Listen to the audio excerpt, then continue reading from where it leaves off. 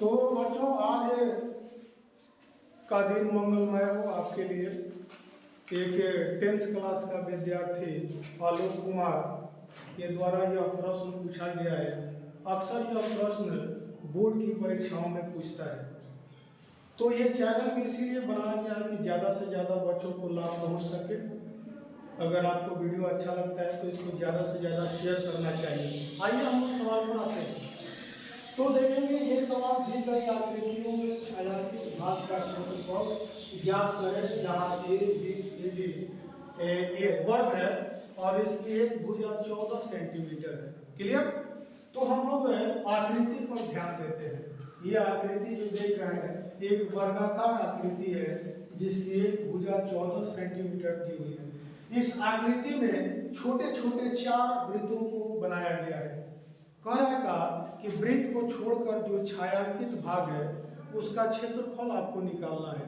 तो थोड़ा बोर्ड पर ध्यान देंगे, ये सवाल किस तरह से मजेदार तरीके से हल किया गया है। देखेंगे वर्ग की एक भुजा दिखा दी गई है 14 सेंटीमीटर, और जब एक भुजा मालूम हो जाता है तो वर्ग का क्षेत्रफल भुजा स्क्वायर मतलब ए स्क्वायर के हिसाब से 14 का स्क्वायर करेंगे तो 196 सेंटीमीटर स्क्वायर हो जाता है।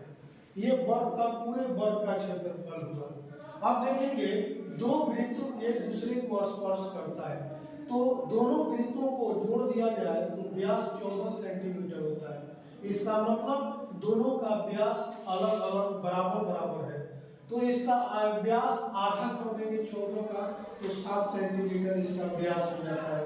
तो वृत्त का व्यास दिखा दिया गया है 14/2 यानी 7 सेंटीमीटर। अब जब व्यास निकल जाता है तो त्रिज्या निकाली जाती है। व्यास का आधा कर देते हैं तो उसकी त्रिज्या हो जाती है, मतलब r/d/2 मतलब 7/2। यह वृत्त की त्रिज्या हो गई। क्योंकि आप देख रहे हैं आकृति में कि 4 छोटे छोटे वृत्त हैं, तो एक वृत्त का क्षेत्रफल निकालकर 4 से गुणा कर देते हैं तो चारों वृत्तों का क्षेत्रफल निकल जाता है। यहाँ देखेंगे चारों वृत्तों का क्षेत्रफल निकालने के लिए 4 इंटू एक वृत्त का क्षेत्रफल πr²।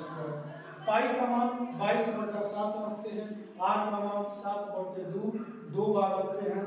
ये 7 से एक 7 को काट देते हैं, 2 गुना के 4, इस 4 से इस 4 को काट देते हैं। आपके पास रिजल्ट बचता है 22/7। यहाँ आपको दिखाया गया है। जब इसको गुणा करते हैं तो चारों वृत्तों का क्षेत्रफल 154 सेंटीमीटर स्क्वायर हो जाता है। क्या हो जाता है? सेंटीमीटर स्क्वायर हो जाता है। अब पूरे वर्ग में से चारों वृत्तों का क्षेत्रफल अगर घटा लेते हैं तो बचा हुआ छायांकित भाग का क्षेत्रफल होता है। तो देखा जाए अब छायांकित भाग का क्षेत्रफल निकालने के लिए वर्ग का क्षेत्रफल जो 196 सेंटीमीटर स्क्वायर है उसमें से चारों वृत्तों का क्षेत्रफल मतलब स्क्वायर को घटा लेते हैं। 154 सेंटीमीटर स्क्वायर को घटा लेते हैं तो यह 42 सेंटीमीटर स्क्वायर हो जाता है। यह इसका छायांकित भाग का आंसर होगा, छायांकित भाग का क्षेत्रफल होगा। अगर वीडियो अच्छा लगता है तो उसको लाइक करें, सब्सक्राइब करें, बेल आइकन दबाकर दूसरे बच्चों को ज़्यादा से ज़्यादा शेयर करें ताकि उनको लाभ पहुंच सके। बहुत बहुत धन्यवाद।